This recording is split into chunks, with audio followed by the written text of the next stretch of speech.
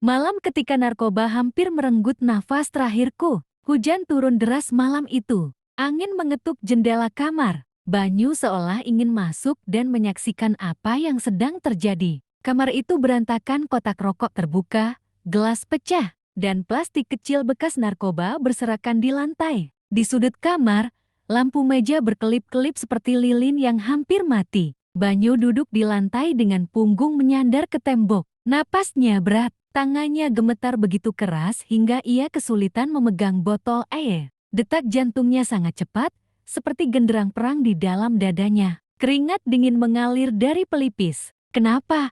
Lagi-lagi seperti ini? Ia berbisik dengan suara patah. Ia sudah mencoba berhenti, tetapi setiap kali berhenti tubuhnya memberontak. Pikiran menggila, dan ketakutan melanda tanpa alasan. Namun malam itu berbeda. Ada rasa sakit di dada kirinya lebih kuat dari sebelumnya. Mual, pusing, dan pandangannya mulai gelap. Ia merosot ke lantai. Apakah aku mati malam ini?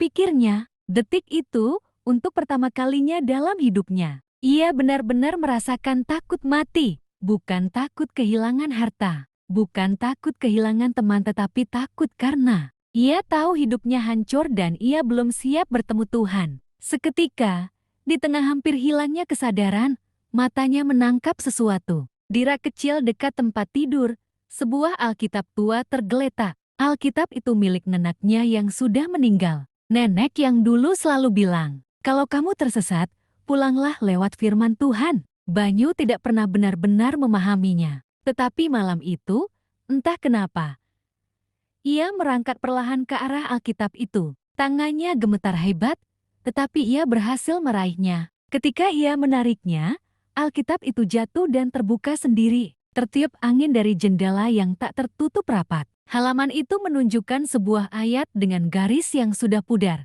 Datanglah kepadaku, semua yang letih lesu dan berbeban berat. Aku akan memberi kelegaan. Matius jam 11:28.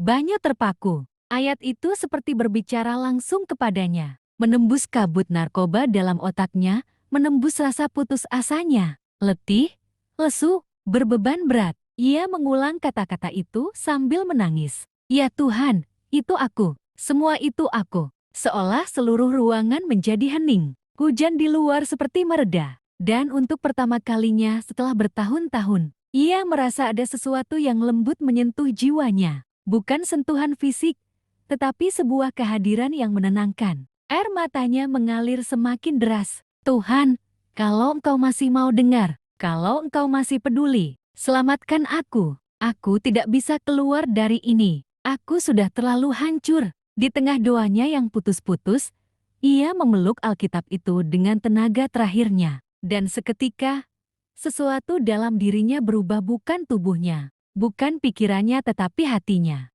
Seperti ada setitik cahaya kecil muncul di tengah gelap. Cahaya itu membuatnya merasakan sesuatu yang sangat aneh, pengharapan.